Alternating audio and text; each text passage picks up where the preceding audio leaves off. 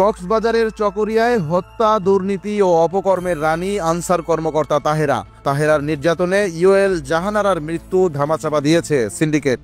ঘুষের টাকার ভাগ নেন আরও কয়েকজন কর্মকর্তা।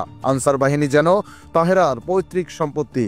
বিস্তারিত দেখুন কক্সবাজারের চকরিয়া থেকে হাফিজ হায়দারের পাঠানো 3 পর্বের ধারাবাহিক অনুসন্ধানী প্রতিবেদনের দ্বিতীয় পর্বে। কক্সবাজারের চকরিয়া উপজেলা আনসার ও ভিডিপি কার্যালয় যেন দুর্নীতি আর নির্যাতনের অভয়ারণ্য। অনুসন্ধানমূলক জাতীয় পত্রিকা অগ্রযাত্রায় চকরিয়া আনসার ভিডিপি কর্মকর্তা তাহেরা বেগমের অনিয়ম, দুর্নীতি নিয়ে তথ্যবহুল প্রতিবেদনের প্রথম পর্ব প্রকাশের পর পুরো ডিপার্টমেন্টেই তোলপাড় শুরু হয়। প্রায় 4 লক্ষ মানুষ নিউজটি গভীর মনোযোগে দেখার পর শত শত মানুষ তাহেরার দুর্নীতির নতুন নতুন তথ্য প্রদান সহ দৃষ্টান্তমূলক শাস্তির দাবি করে কমেন্টে জানিয়েছে। সেই সূত্র ধরে অগ্রযাত্রার ধারাবাহিক অনুসন্ধানে বেরিয়ে আসে চকরিয়ায় আনসার ভিডিপি কর্মকর্তা তাহেরা সিন্ডিকেটের প্রশিক্ষণ বাণিজ্য, ভুয়া ভাতা উত্তোলন, ক্ষমতার অপব্যবহার, শারীরিক নির্যাতন করে হত্যা, হুমকি ও স্বেচ্ছাচারিতার নতুন নতুন ভয়ঙ্কর চিত্র।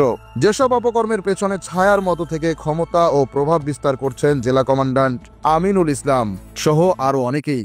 অভিযোগ রয়েছে তাহেরাকে রক্ষায় এবং অপরাধ ধামাচাপায় মাঠে থাকেন লামা উপজেলার আনসার ভিডিপি প্রশিক্ষক মোহাম্মদ হিরো। নারী লিডার জাহানারার মৃত্যুর ঘটনা নিয়ে অনুসন্ধানে জানা যায় 2023 সালে চকরিয়ার রামপুরে আয়োজিত মৌলিক প্রশিক্ষণে অংশগ্রহণ না করেও ফিরোজা হাকিম তার 2 সন্তান রাকিব ও সাকিবের নামে ভুয়া সনদ ও ভাতা উত্তোলন করেন। এই অনিয়মের প্রতিবাদ করায় জাহানারাকে গোপন কক্ষে নিয়ে শারীরিক নির্যাতন করেন উপজেলা কমান্ডার তাহেরা বেগম, যিনি আত্মগ্লানি সইতে না পেরে 1 সপ্তাহের মাথায় স্ট্রোক করে মৃত্যুবরণ করেন জাহানারা। তার সন্তান জানান, আমার মা অনিয়ম ও দুর্নীতির প্রতিবাদ করেছিলেন বলে ম্যাডাম আমার মাকে শারীরিকভাবে নির্যাতন করেন। তখন আমাদের পাশে কেউ ছিল না। আমার আম্মু মারা গেছে 2024 সালের এপ্রিলের 24 তারিখ। সারা বিল্ডিংয়ের দলনেত্রী থাকাকালীন অবস্থায় ওখানকার একজন মহিলা, ফিরোজা নামে একটা মহিলা, সারা বিল্ডিংয়ের দায়িত্ব পালন করে। আমার আম্মু তখন যখন বলে আমি থাকতে কেন ও দায়িত্ব পালন করবে, আমি তো ইউনিয়ন দলনেত্রী আছি, তখন ও আমার আম্মুকে খারাপ ব্যবহার করে। ওটা নিয়ে টেনশন করছিল। টেনশন করার পরে 1 সপ্তাহ পরে আমার মা অসুস্থ হয়ে যায়। আমার বাইরে করে দেওয়ার পর আমার আম্মু এখানে শারীরিকভাবে নির্যাতন করে। আমি বাইরে দাঁড়িয়ে আছি ওই অবস্থায়। তখন আমার আম্মু বাইরে অনেক টেনশন ছিল। ওইটার 1 সপ্তাহ পর আমার মা অসুস্থ হয়ে যায়, এরপরে স্ট্রোক করে মারা যায় সদর হাসপাতালে। 2022 সালে চিরিঙ্গা পিসিও আলী আকবর পূজা মণ্ডপে কমিশন দিতে অস্বীকৃতি জানালে তাহেরা বেগম নিজেই ইউনিফর্ম পরা অবস্থায় বহিরাগত তার অনুগত ভাড়াটে মাস্তান দিয়ে প্রকাশ্যে মারধর করান আলী আকবর ও অপর এক লিডারকে। এই বিষয় নিয়ে ভুক্তভোগীরা জেলা কমান্ড্যান্ট আমিনুল ইসলামকে লিখিতভাবে অভিযোগ জানালে অর্থের বিনিময়ে ঘটনা ধামাচাপা দেন জেলা মনিটরিং কর্মকর্তা জহিরুল ইসলাম।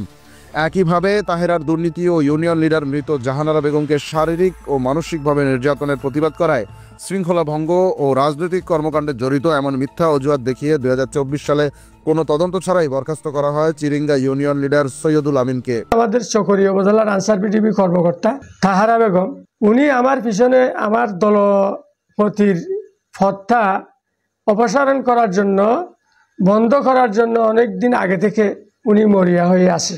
আমি প্রতিবাদ করি, কাউকে যদি অন্যায় করে আমি সেখানে, এগুলি তো অন্যায়, আমাদের কোনো ধরনের নোটিশ করে নাই।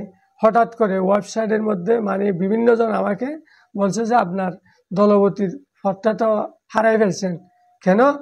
এই যে ওয়েবসাইটে দেখা যাচ্ছে।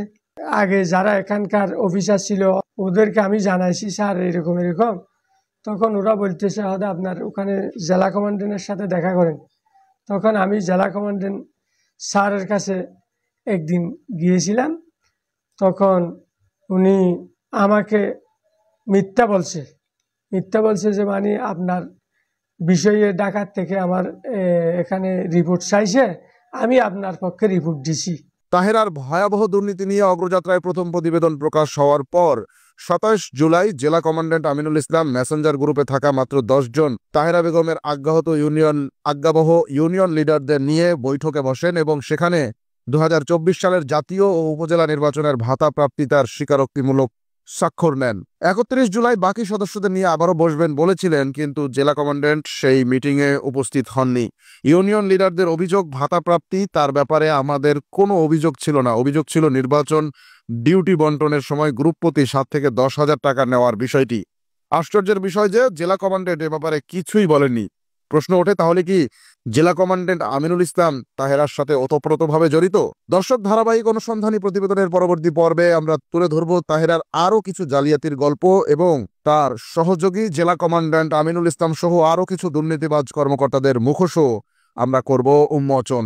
চোখ রাখুন অগ্রযাত্রায়।